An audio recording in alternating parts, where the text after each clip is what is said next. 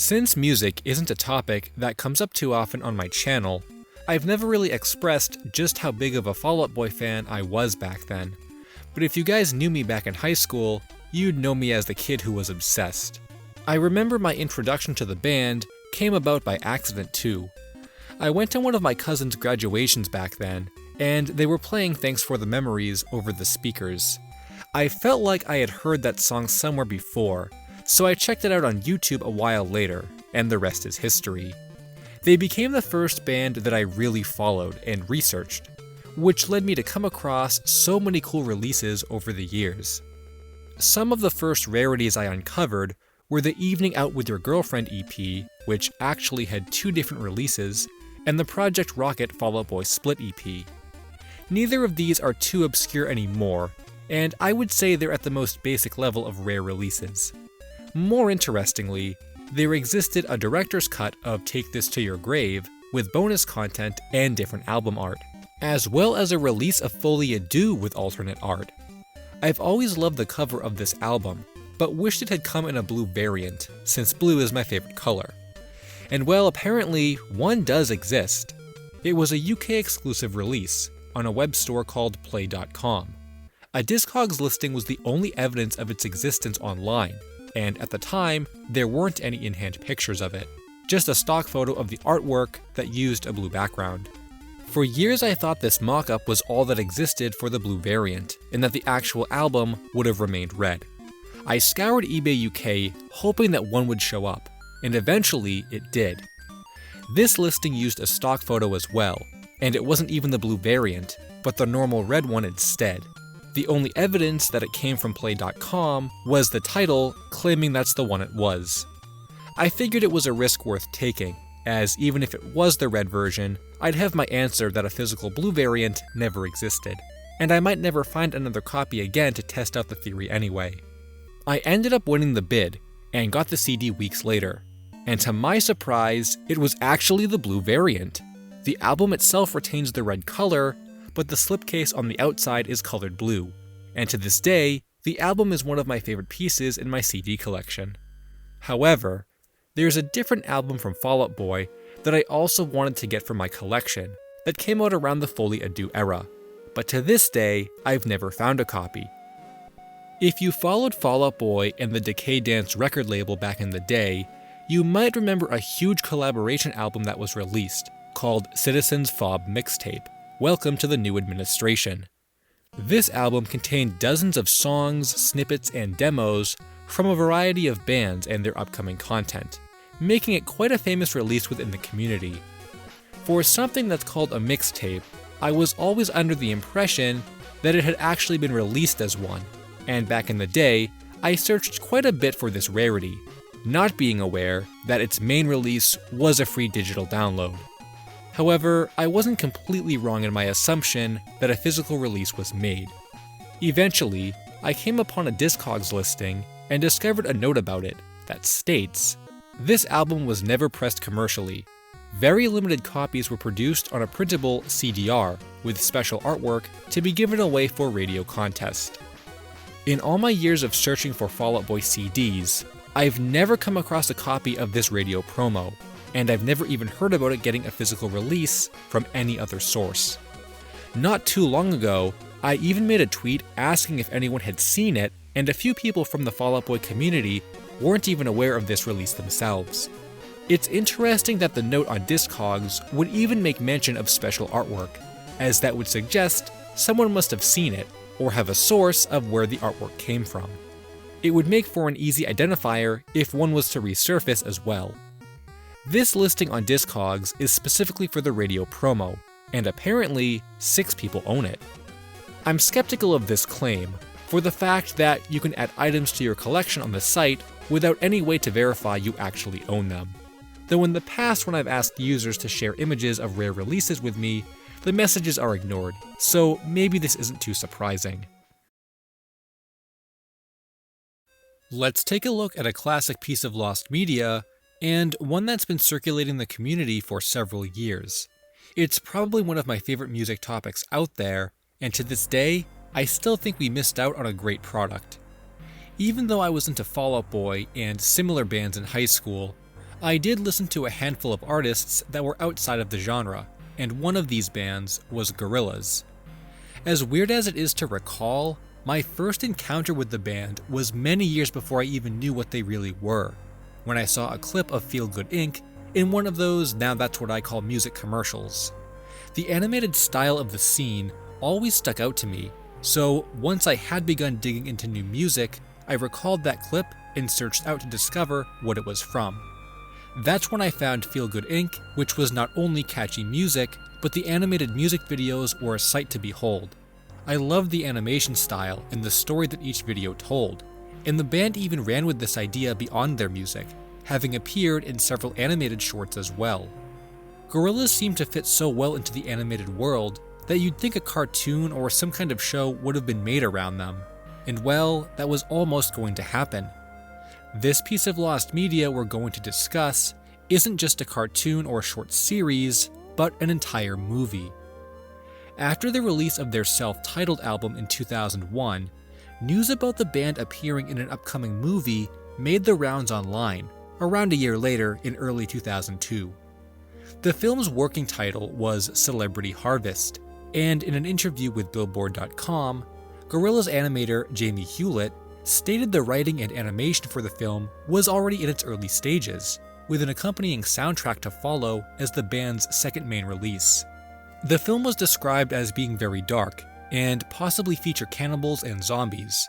Concept art created for the film definitely gives you the feeling of that style, and it was going to be set in an apocalyptic future where the sickness of celebrity culture causes the downfall of society, a pretty big theme of what Gorillaz represent.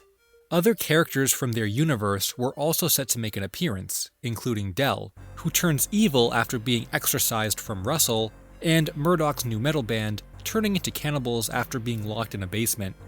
Despite the extensiveness of these plot details, development on the film would remain quiet for the next couple years, and despite being teased in one of Blur's CD booklets as late as 2003, the film would end up being quietly cancelled. At the time, there was no clear answer on what happened, and we wouldn't get that answer revealed for several years, when fans started asking Jamie about it during interviews. It's been stated that the art pieces were created as mock-up screenshots from the film, and 3 different scripts were written, one of which was used to pitch the film to DreamWorks, as Jamie explained. This is what caused the cancellation of the film, as the film was too dark for DreamWorks, who wanted to make changes. Jamie recalled in a 2006 interview with Gorillaz Unofficial, "We went to DreamWorks, and I think the moment came when this guy from DreamWorks said, 'We love these gorillas, we've got a brilliant idea for your movie. It's kinda like The Wizard of Oz, with these characters.' And at that moment, all of us had totally lost interest. It's all about it being exciting, being inspired and excited. And we all just looked at each other and said, you know what? I'm not excited about this." After the cancellation of the film, Demon Days entered production, and a lot of the passion for Celebrity Harvest was passed onto the album, including several of the stories having come directly from the movie, and the music video for Rocket is an even earlier example of that relation. Unfortunately, we still haven't seen the scripts that were written, though it's been confirmed that no songs exist for the film, as production on it never got to that point. Jamie has also made mention of the former Gorillaz live drummer, Cass Brown, still having all the content they created for Celebrity Harvest at his house. But that was back in 2008, so I'm not sure if it's still the case. In some ways, Demon Days can be seen as the spiritual successor to Celebrity Harvest. And for as much as I really want to see this movie, it's hard to say that knowing Demon Days wouldn't exist in the same way. Here's a topic that I've actually discussed in another video quite a while ago, but there wasn't any new information that came from it, and the mystery continues to this day. For as much as I liked Fall Out Boy and New Found Glory in high school, I admittedly stopped listening to them shortly after I graduated.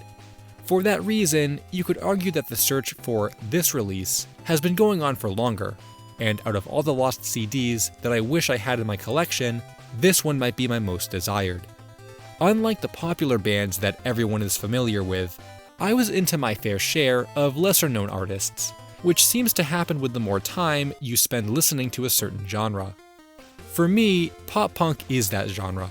So back in the day, I came across a lot of bands in this way, like the White Tie Affair and the topic of this segment, Hit the Lights.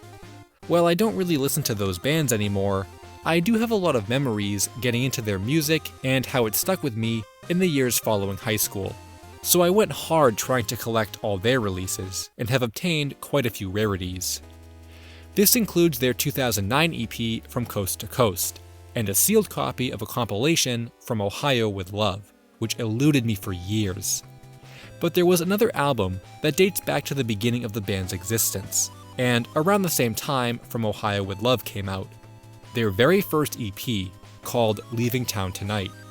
I don't know if it's the simplicity of the album art, the release date being so far in the past, or the title which takes its name from one of the tracks, but there's something about this release that I've always found myself obsessed with. It's such a forgotten and obscure release that back when I first discovered it existed, there was almost nothing about it online. There wasn't even a listing for it on Discogs. I'm the one that added it. There isn't too much known about its release either. I've heard rumors that it was given out at some of the band's earliest shows, but haven't found any evidence of that, though it's likely that's how it was distributed. However, if that was the case, it might date the release to 2003, since that was the year the band formed, contrary to its release year being 2004, which is what's passed around online. I can't even remember how I originally discovered this existed, but back when I began looking for a copy, there were some track listings and album art from sites like last.fm, which are only good for listening and not buying. Though it doesn't appear that there's anything notable about the tracks in this EP, as interestingly, they appear to be the same ones that can be found on From Ohio with Love, and again, when it comes to tracking down a copy of this, years ago I would make consistent searches for Hit the Lights CDs on eBay, hoping one would show up, but it never did. My copies of Until We Get Caught and From Coast to Coast actually came from a big Hit the Lights collection that someone had, but Leaving Town Tonight wasn't in it. I even messaged the user on Discogs, who appears to be the only person on the site that owns a copy, but I never heard anything back from them. Again, there's no verification process to prove you own what you add to your collection, so they might not even have it. I had also messaged the frontman of the band, Colin Ross, on Facebook and asked for more details about it, including a number of copies that are in existence, but he only read my message and never responded. Colin left the band after the release of their first album, only having recorded some demos for their second, so it's not unreasonable to assume he wouldn't have any insight since it was so long ago. That's something I always find interesting about early EPs like this. The information about their existence must have gotten online somehow, so it's a mystery what the source is. I made that Discogs listing not only because it bothered me that the EP wasn't on the site, but also hoping that someone would come forward with a copy to sell, and so far, no one has. This next topic is one that came about completely unexpectedly, and one that I didn't even know was lost at all. A few months ago, I was browsing the Lost Media Wiki forums like I always do, and came upon a thread called Lost Gym Class Heroes EP, posted by Creepy Wet Freak, which immediately caught my attention. Gym Class Heroes was a band that formed in the early 2000s and were popular in the mid-2000s, becoming close friends with Fall Out Boy.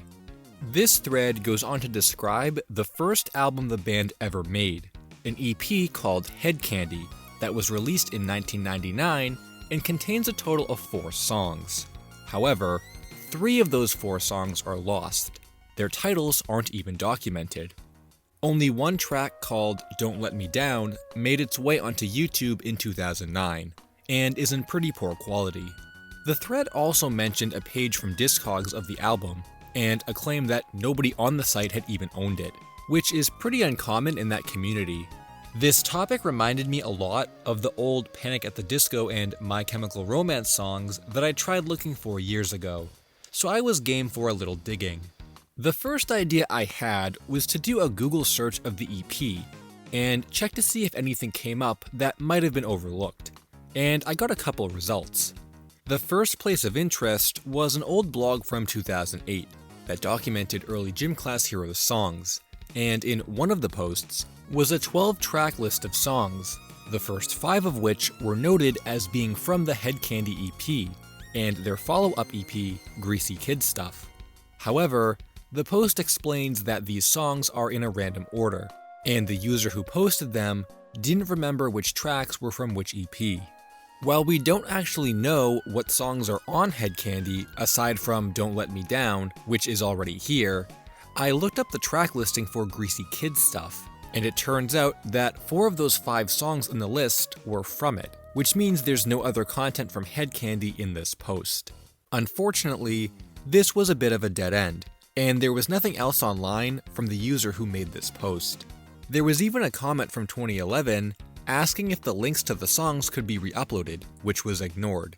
But it was time to look somewhere else, which led me to another area of interest, the YouTube upload for Don't Let Me Down.